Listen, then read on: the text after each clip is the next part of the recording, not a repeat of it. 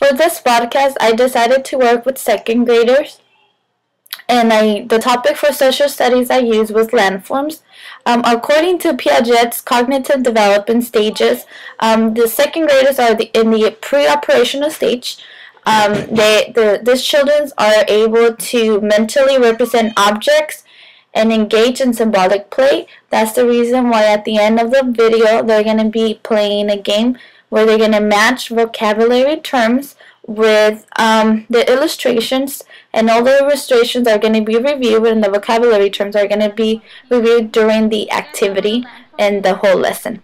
Different types of land? Different types of land. Can you give me an example maybe, Dana? If there's different types of land, what do you think a land could, what could it be? Highest kind of land? What's the highest kind of land?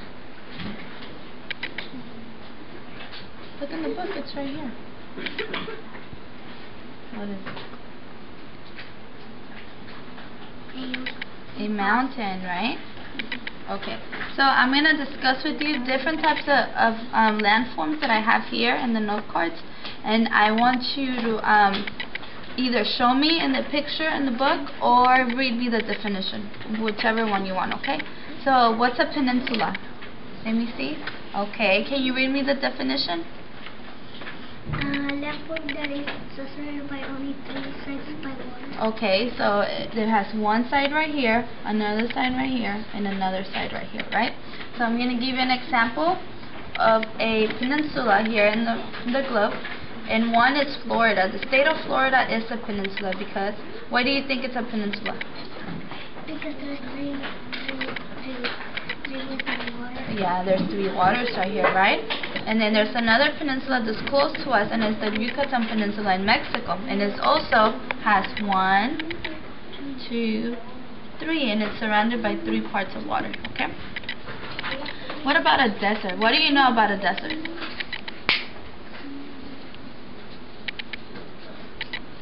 The desert's right there, okay, but what do you know about the desert? It's dry. It's dry, what else? Hot. It's hot, what else happens in the desert? And it doesn't rain much. It doesn't rain much, correct. It doesn't really rain, so it's always really, really hot. What about a forest? Okay, so you're pointing out a forest for me right there, right? What do you think there's in the forest? Trees. Trees? A little bit or a lot of trees? And a lot of trees. Yes, we have a lot of trees in the forest, and it creates a lot of oxygen. What about a river? Give me a definition of a river. No, the definition. I know you have the picture there. A large stream of water that flows across the land. Okay, so a river is a large stream of water that floats across the land, okay? So I'm going to show you the longest, biggest river in the world, and it's in Africa, and it's the Nile River. It's right here. It's really, really long. And see, there's land here, and it goes what? Across the land. Okay? What about a mountain? Where can you find a mountain? Right there. Okay. Dana, can you read for me the definition? Highest kind of land, ocean, a body of... No. Mountain. Highest kind of what? Land, right? So we have the tallest. It's the highest kind of land. And what's at the top? What can you find at the top? Snow. Snow, ice. What else?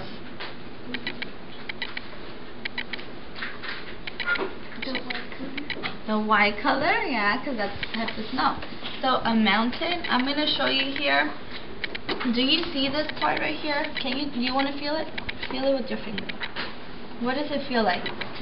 Wavy. It feels wavy, and it's like outside the surface of the land, right? Usually here it's plain, and then this is what? This is high and it's up, right? So this in the globe, it means mountains. This right here, it could be a mountain range, and this right here is the tallest mountain in the world. Yeah, it's right here, the Himalayas. Okay. What about a lake? What do you know about a lake? What can you find there? There's water. What else can you find there? Fishes. What do you think will be the difference between a lake and a river? A lake, read me the definition of a lake.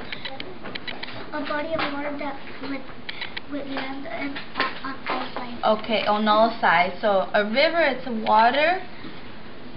body of water that has land on all sides, right? So if this is a lake and this is a river, what do you think is the difference between both of them? What is it, Jonathan? That the lake is more bigger. The lake is bigger. Do you think that's true? But the river is more skinny.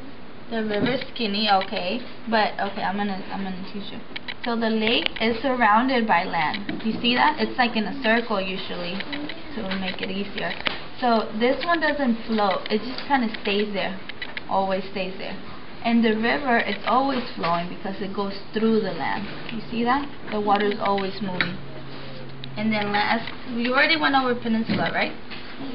Okay, so I'm going to show you the biggest lake in the United States, and it's Lake Michigan. It's near Chicago, and it touches Canada. You see that? See how it's surrounded by land? Yeah. So it's always going to stay there like that, you know? And there's a river always goes down. This is the Mississippi River right here. Okay? So afterwards, since we're done, I'm going to give you the words, okay? And then I have illustrations for you right here. And I want you to mix and match. Okay?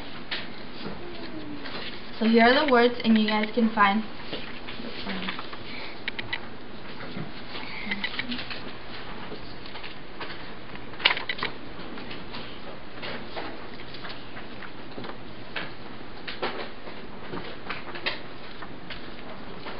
Good job. So this is the desert. Usually it's what? Sunny. Sunny, and it's hot and dry, right? And the forest? A lot of trees. A lot of trees. What about a lake? It's little. It's little, but what else? Lakes can be really big too. What can you see about the lake? What do you think it's what's that? Surrounded off land. It's surrounded by land, right? What about the river? Is it surrounded by land? No, not really. It flows through what? Through the land, right? Yes. What about the peninsula? There's three waters around it. There's it's surrounded by 3 parts of water. So it's 1, 2, and 3. And what about a mountain? It's high. But what is it? Is the highest what? Land. The highest Land type of land. Okay. Thank you guys.